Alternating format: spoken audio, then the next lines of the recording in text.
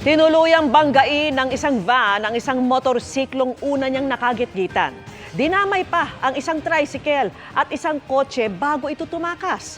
Ang nahulikam na tensyon, tinutukan ni Oscar Oida.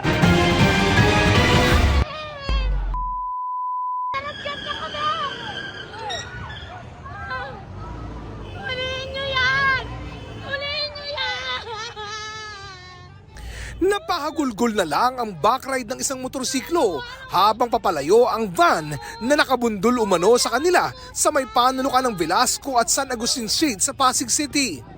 Base sa CCTV na hawak ng mga pulis, mag-aalas 8 ng gabi nitong Lunes nang mag-cruise ang landas ng van at isang motorsiklo.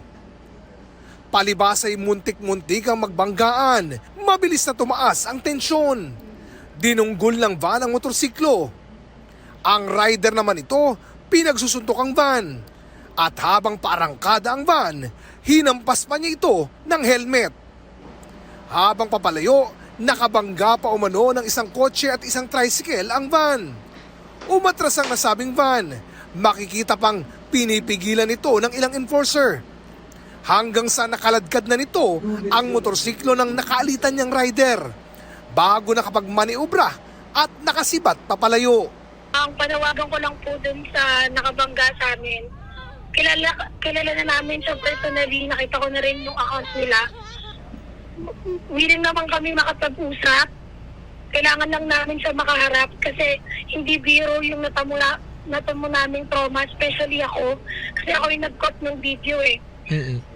Yung kada papanoorin ko yung video, nagpa-flashback sa amin lahat. Ayon sa Pasig Police, tukoy na at nakausap na raw nila ang may-ari ng sasakyan. Ongoing na yung follow-up operations natin para ma-invite yung registered owner dito sa ating himpilan at magpaliwanag tungkol dito sa nangyaring insidente. Nangako naman po at nagsabi nga pupunta po sila ngayon dito sa aming himpilan.